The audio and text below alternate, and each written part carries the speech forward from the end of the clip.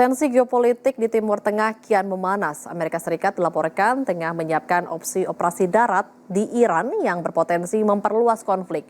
Rencana tersebut diprediksi mencakup kemungkinan serangan cepat ke fasilitas strategis Iran termasuk pusat ekspor minyak dan wilayah pesisir di sekitar jalur pelayaran vital dunia. Lalu bagaimana dampak langkah ini terhadap stabilitas kawasan dan hukum internasional? Kami akan mengulasnya lebih dalam bersama Guru Besar Hukum Internasional Universitas Indonesia, Profesor Hikmahanto Juwana. Terima kasih Prof. Hikmahanto sudah bergabung dengan Jawabos TV.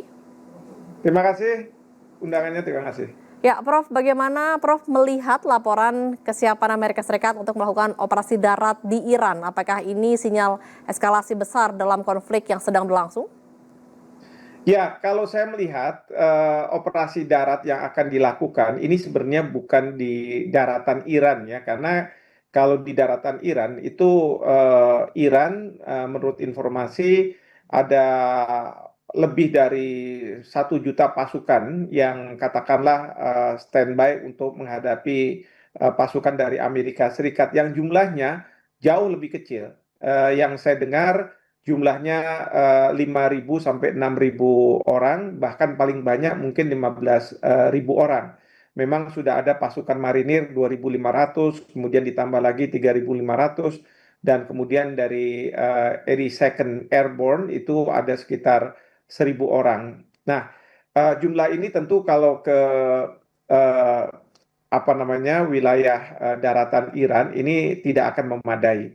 Oleh karena itu yang dituju itu adalah ke Kirk Island dan kemudian ada pulau yang namanya Abu Musa, di mana kalau di Kirk Island ini ada fasilitas-fasilitas listrik dan lain sebagainya yang mungkin kalau misalnya langsung dihancurkan lewat pesawat tempur gitu, itu tentu akan dianggap sebagai melanggar hukum internasional apa yang dilakukan oleh Amerika Serikat yang kemarin ini diancam oleh Presiden Trump akan dilakukan serangan karena itu merupakan fasilitas untuk orang-orang sipil ya, untuk kehidupan mereka sehari-hari.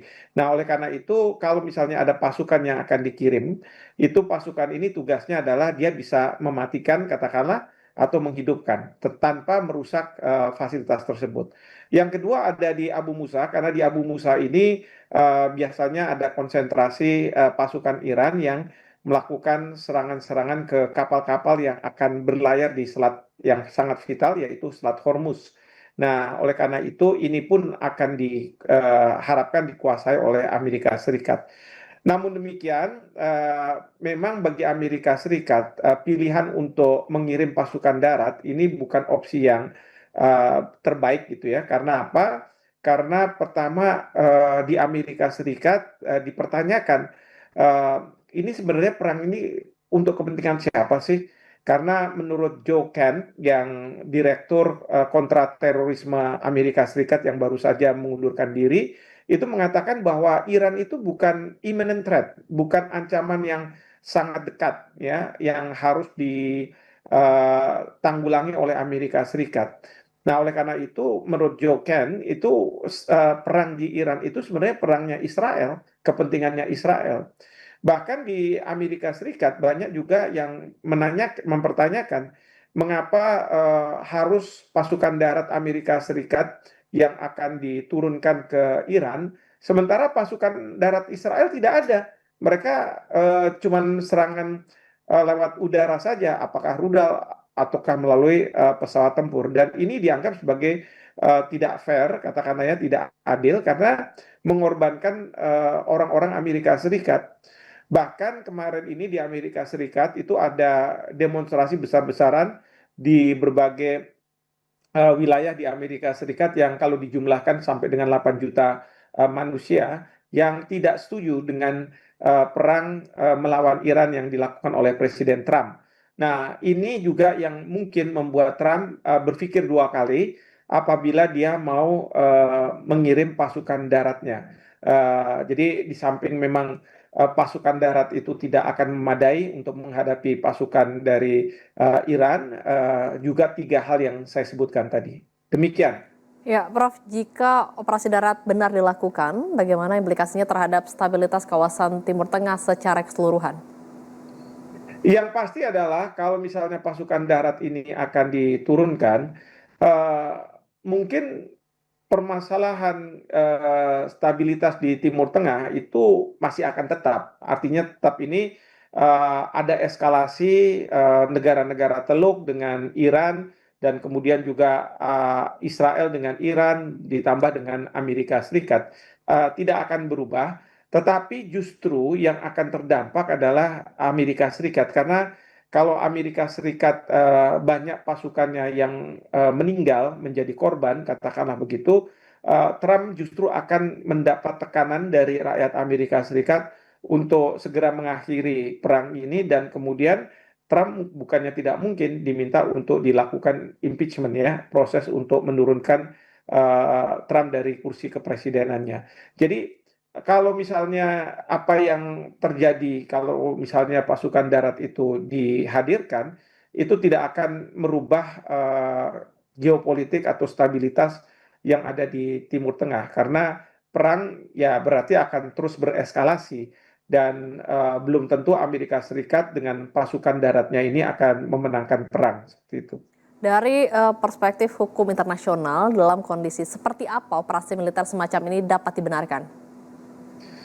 Sebenarnya perang yang dilancarkan oleh Amerika Serikat ke Iran dan juga Israel itu tidak bisa dibenarkan karena serangan ini tidak didahului dengan Iran melakukan serangan ke kedua negara ini. Tetapi oleh Amerika Serikat dan Israel ini dianggap sebagai preemptive strike ya. Artinya sebelum kita diserang, kita akan menyerang terlebih dahulu karena ada ancaman seolah-olah yang sangat dekat yang Iran akan menggunakan senjata nuklirnya untuk menyerang sehingga sebelum senjata nuklir itu digunakan akan diserang terlebih dahulu. Menurut hukum internasional hal ini tidak bisa karena pasal 2 ayat 4 Piagam PBB itu disebutkan bahwa negara wajib untuk menahan diri dalam hubungan internasional mereka menggunakan ancaman atau kekerasan terhadap teritorial wilayah negara lain. Dan kalau Iran justru bisa dibenarkan tindakan membalas serangan Amerika Serikat dan Israel. Ini berdasarkan pasal 51 Piagam Perserikatan Bangsa-Bangsa. Demikian juga dalam konteks Selat Hormuz, memang dalam kondisi damai, tentu selat ini tidak boleh dikuasai oleh Iran, ya, dan kemudian Iran yang akan menentukan siapa yang boleh keluar dan masuk ke Selat Hormuz ini. Tetapi karena ini dalam situasi perang dan Iran merasa bahwa salah satu upaya yang bisa dilakukan untuk melawan serangan dari Amerika Serikat dan Israel adalah dengan menutup Selat Hormuz dan memberikan akses uh, kepada kapal-kapal yang dianggap sahabat dari Iran. Bagi mereka yang tidak bersahabat dengan Iran, Iran tidak akan memberikan akses. Sekali lagi, kalau dalam konteks hukum internasional, aturan itu bisa berlaku dalam situasi damai dan dalam situasi perang. Dan ketentuan dalam situasi damai bisa saja tidak kemudian berlaku dalam situasi perang. Seperti itu. Ya, seorang prajurit penjaga perdamaian Indonesia gugur saat bertugas dalam pasukan sementara PBB di Lebanon atau di Inifil. Apakah hal ini berdampak pada diplomatik maupun politik luar negeri Indonesia, Prof? Ya, pertama adalah pasukan kita yang kita kirim untuk berada di UN Peacekeeping Operation itu sebenarnya tidak berada di bawah kendali TNI atau para pejabat tertinggi di TNI. Tetapi para prajurit itu sudah di bawah kendali operasi dari eh, PBB ya karena mereka ini sudah menggunakan atribut yaitu baret berwarna biru yang merupakan baret dari Perserikatan Bangsa-Bangsa sehingga semua kendali ada di Perserikatan Bangsa-Bangsa. Nah, dalam konteks seperti ini ketika prajurit kita tewas karena ada serangan dari Israel, maka yang paling bertanggung jawab untuk minta agar dilakukan investigasi proses hukum bagi pihak yang melakukan serangan ini adalah Perserikatan Bangsa-Bangsa. Dalam hal ini Sekretaris Jenderal Perserikatan Bangsa-Bangsa. Bahkan Sekjen PBB bisa minta kepada Israel untuk melakukan investigasi dan membawa mereka yang bertanggung jawab ke sidang peradilan. Bahkan juga bagi keluarga dari korban ini bisa dimintakan ganti rugi atas nama PBB, karena prajurit kita ini adalah prajurit yang berada di bawah kendali Perserikatan Bangsa-Bangsa. Namun demikian bukan berarti bahwa Indonesia tidak bisa melakukan apapun. Ada 3 hal yang bisa dilakukan oleh Indonesia. Pertama adalah protes keras ya terhadap apa yang terjadi di Lebanon, terutama serangan Israel terhadap pasukan UNIFIL yang sebenarnya bertugas menjaga perdamaian, dan mereka tidak dilengkapi dengan persenjataan yang dapat untuk menyerang kembali, menyerang balik dari serangan yang dilakukan oleh Israel. Oleh karena itu, pemerintah harus mengutuk dengan keras ya, dan ini sudah dilakukan oleh Kementerian Luar Negeri, tindakan yang dilakukan Israel sebagai tindakan yang tidak beradab dan biadab. Yang kedua adalah tentu pemerintah kita bisa mendorong kepada PBB untuk melakukan proses hukum terhadap Israel yang kita tahu serangan ini berasal dari Israel. Jadi mulai dari investigasi seperti tadi saya katakan sampai kemudian Israel membayar ganti rugi. Tentu investigasi ini akan menentukan apakah serangan ini memang diintensikan atau serangan ini sebagai collateral damage, atau juga siapa yang bertanggung jawab terhadap serangan ini, dan kalau memang benar kemudian ya yang bertanggung jawab harus dibawa ke meja persidangan. Jadi itu hal yang kedua yang bisa dilakukan oleh pemerintah. Dan yang ketiga, pemerintah bisa menggalang negara-negara yang tidak setuju dengan tindakan yang dilakukan oleh Israel ini. Karena saya melihat bahwa perang yang terjadi di Timur Tengah ini sebenarnya tidak dimotori oleh Amerika Serikat, tetapi dimotori oleh Israel.